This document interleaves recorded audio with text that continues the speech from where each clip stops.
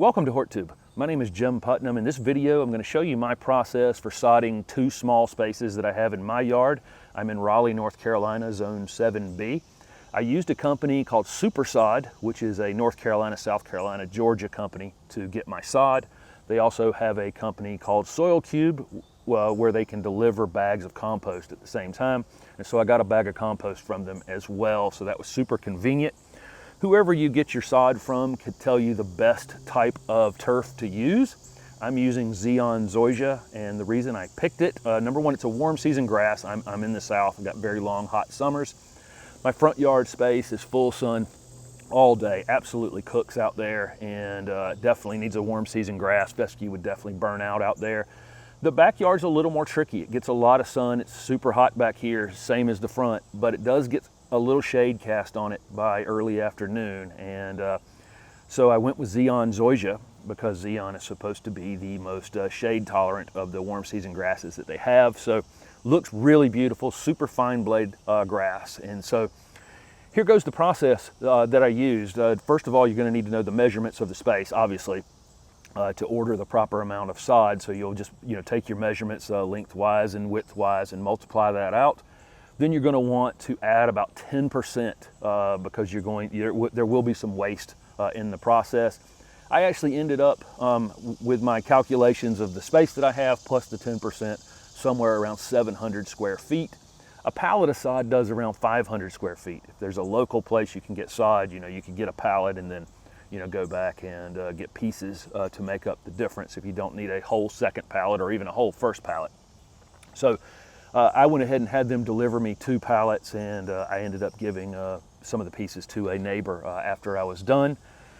The first step in this process, though, was to till it. I had, as a longtime landscaper, I've had some very large tillers in the past, but I currently have this little electric tiller that I got off of Amazon, and it absolutely worked fantastic for these 2 small spaces. If you had a large area, or you had a lot of rocks, or you had a lot of roots, it probably would not be adequate and you'd want to rent a tiller.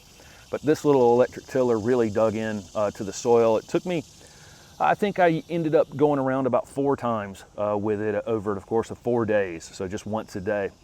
I tilled it. The first time it just cracked the top of the surface, and by the 4th time I did it, the soil was basically liquid. It did a great job with it. Things got a lot of power, so I was impressed with it. But like I say, if you have a big job, you probably want something with some weight. Or if you have a very rocky space, this thing will just bounce on top of rocks. It doesn't have enough weight to bite on them. So I ended up tilling down to a depth of maybe 5 or 6 inches.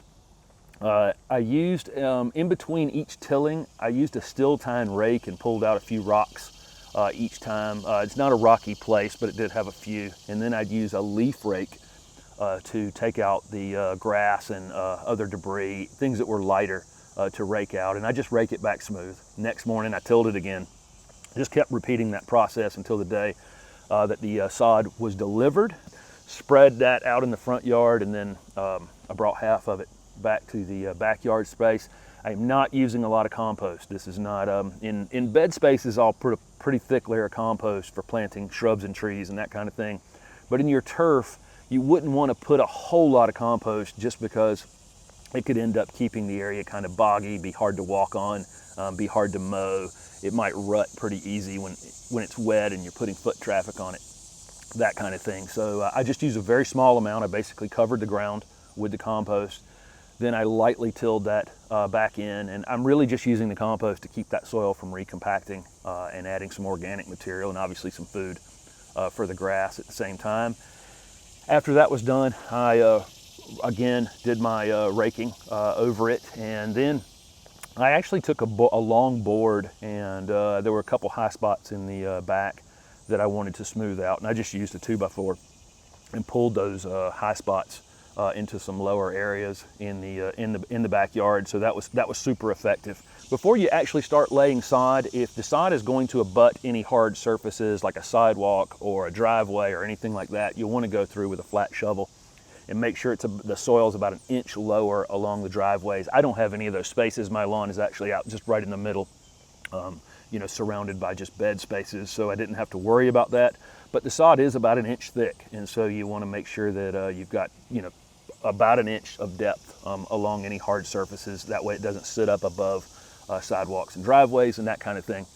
Then you get to the fun part of actually laying out your sod. The joints on the sod need to be staggered. So think about your tiles in your bathroom or bricks on a driveway.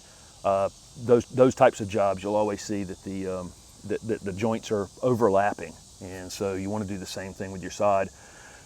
You'll roll a piece out, and then when you start your second row, just stagger the joint and pull them close together. I tend to be on the piece the side that's already been laid. It's better on my knees, and I'll pull the other piece in as close as I possibly can without overlapping. It's kind of key. We don't want the sod to overlap the pieces to overlap one another at all, because we want to make sure it all is able to sit down right on top of the ground. But we do need it as close together as possible. And then from there, it's just a matter of rolling them out. And I'll about every other row, I'll let a piece go maybe 3 feet longer than the row, just to have that extra pieces as I cut it in later to work with.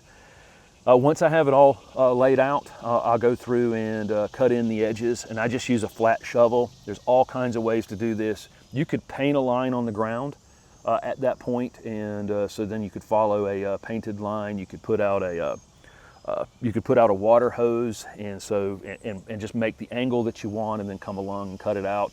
I've been doing this long enough that I can kind of eyeball it, and I just use a flat shovel and cut along it.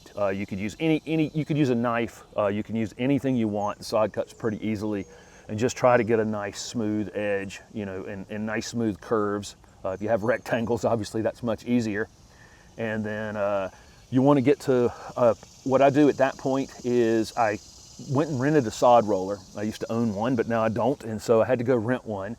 And you fill the sod roller with water, and you run the sod roller over it a couple times just to make sure that all of the roots are in contact with the soil. And that's the reason we use the sod roller. So once your new sod is laid out, cut in, and rolled, it's time to water. And I will put a sprinkler on a newly sodded area, and I will just water and water and water till basically the ground kind of rejects water. I kind of drown the space the first time, and then over the course of the next few days, I just kind of determine whether I'm going to water it by pulling up the corner of a piece and just checking under it and seeing how wet it is. Most likely, the main places that are going to dry out in your sod are going to be around the edges. They're the most vulnerable and the most exposed to drying out.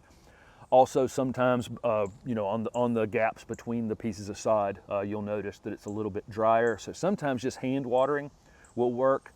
When it's newly put down, that area in the front yard gets so hot in the afternoon. There were a couple days as I was getting this rooted in that I didn't actually need to water, but I felt the need to just kind of cool that space off a little bit. So I just ran the sprinkler for 10 or 15 minutes just to cool the turf off, just knowing that it doesn't have any roots attached to the ground. Within 3 or 4 days, if you'll pulling up an edge piece, all of a sudden you'll notice that it's starting to grab the ground. It doesn't take very long at all, and so that heavy watering that we're doing in that first week, week and a half, you can start to back off pretty quickly and get to the point where you're just watering it heavily about every third day or so, something like that during the summertime. And when you water it, though, water it extremely well, but continue to monitor the edges. The edges, like I say, they're the most vulnerable to drying out.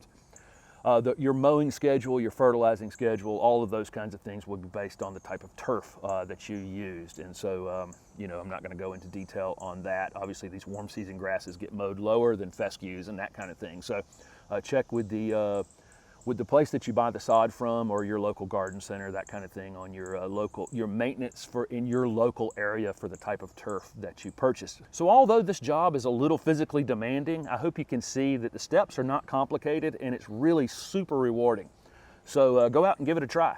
Thanks for watching this video.